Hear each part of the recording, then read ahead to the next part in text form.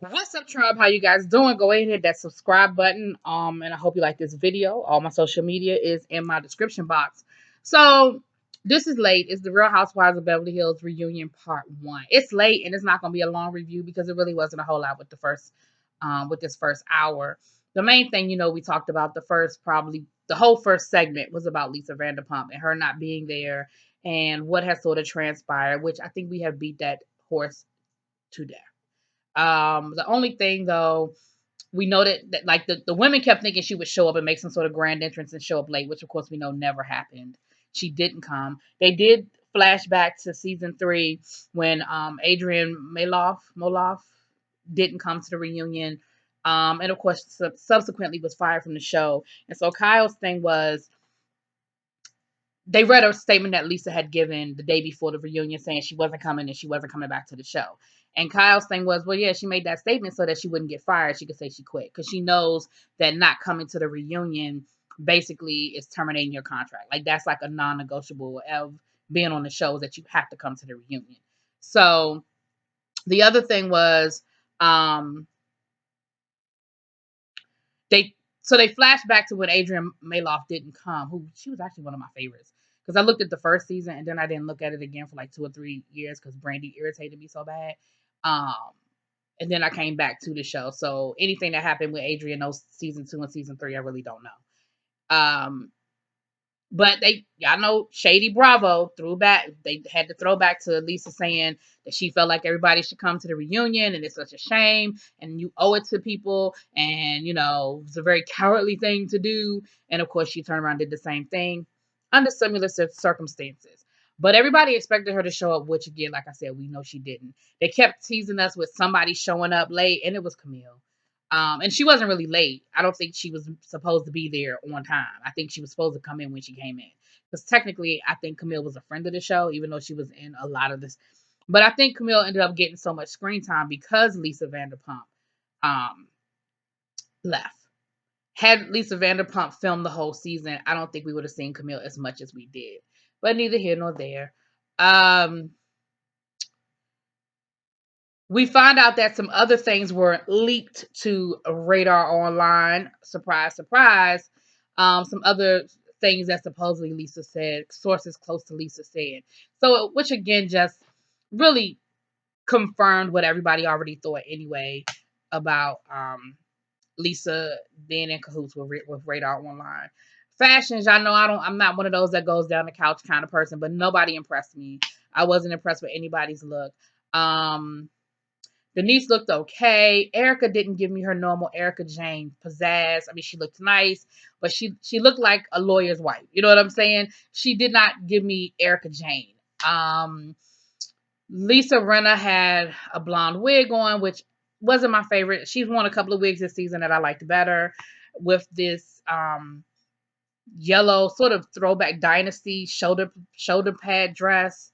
Kyle had long extensions with another like neon yellow dress.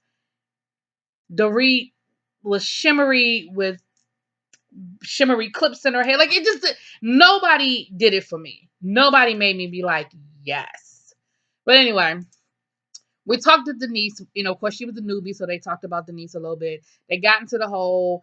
No, before that, they talked to Lisa Rinna about, which I didn't know. Her, Nicolette Sheridan, and Harry had gotten into this whole Twitter thing because we know that Lisa's husband was married to Nicolette Sheridan back in the day. Nicolette Sheridan supposedly, allegedly cheated on him with Michael Bolton. Let me get my names, y'all.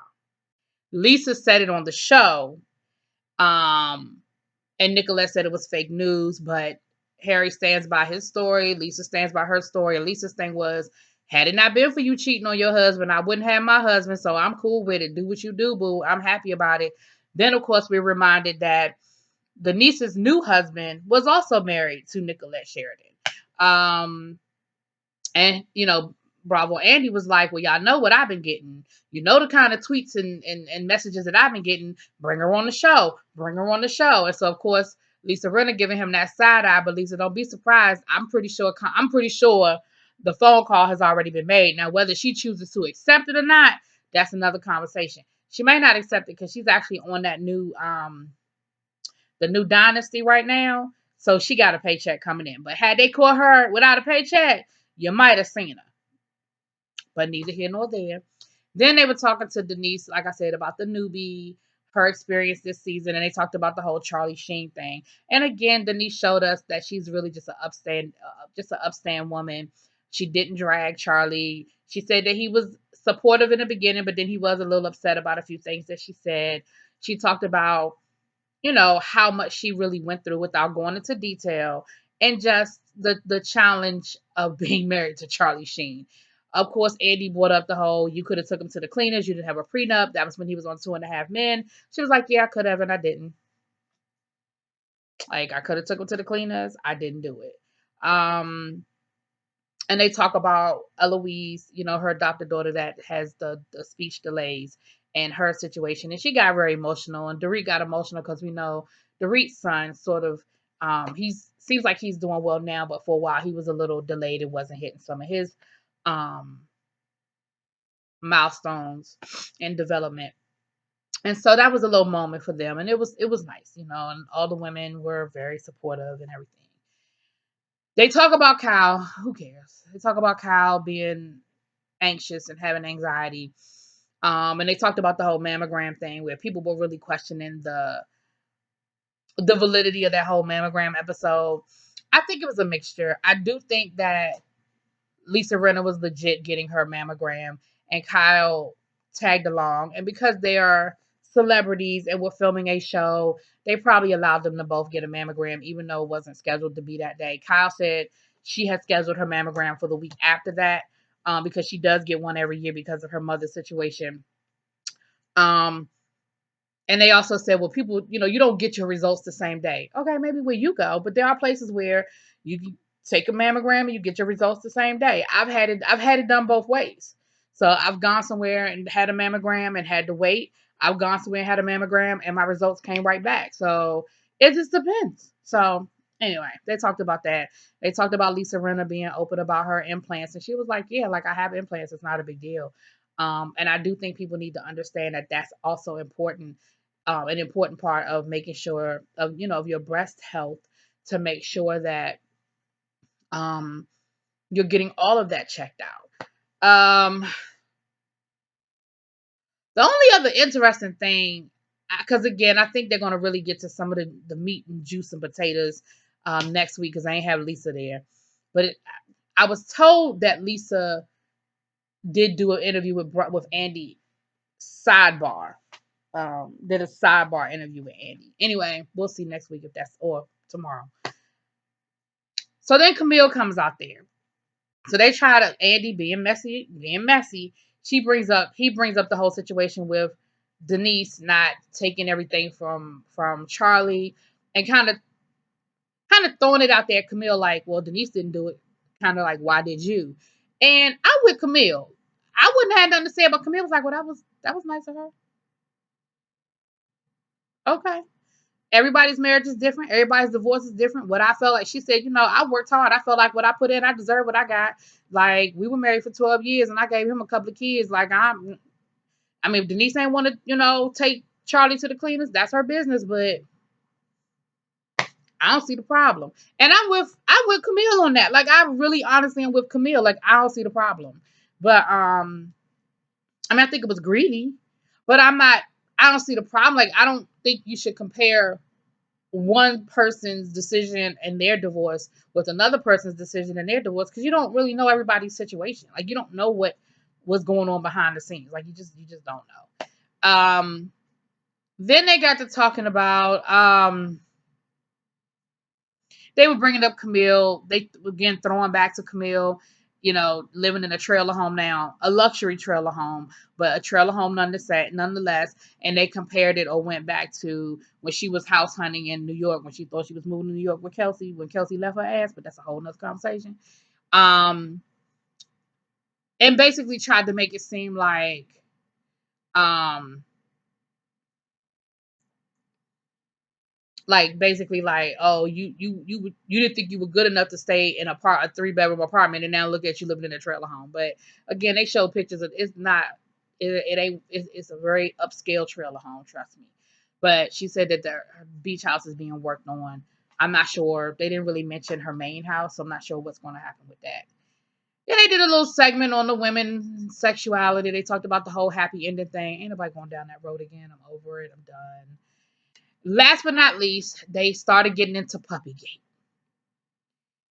And Teddy started off by once again apologizing and saying, oh, rewind. Camille said that her mother did tell her that Denise was handling talking about her ex-husband the right way, which insinuates that she was trying to tell Camille you do it the wrong way, which I agree.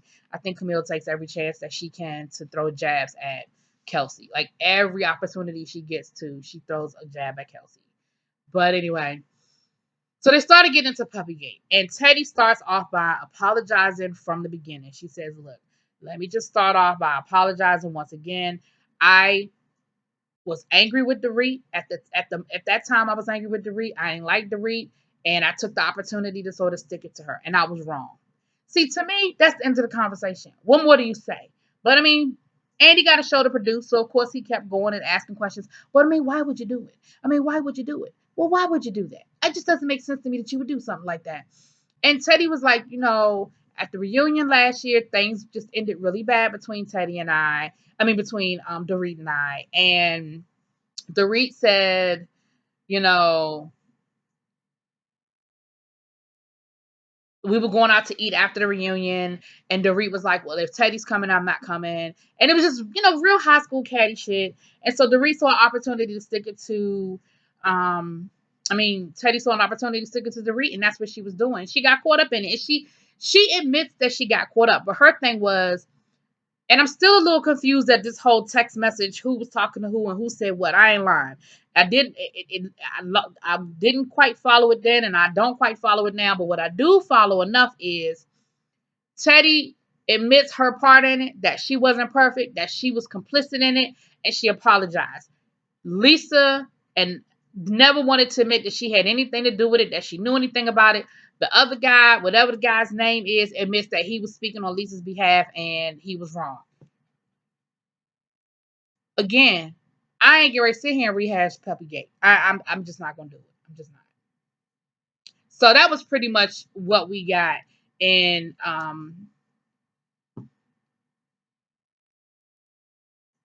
that's pretty much what we got in episode 1. I'm trying to remember because I made the mistake of looking at the previews for the next episode, so something happened, but I think that happens next week. I don't think that happened this week.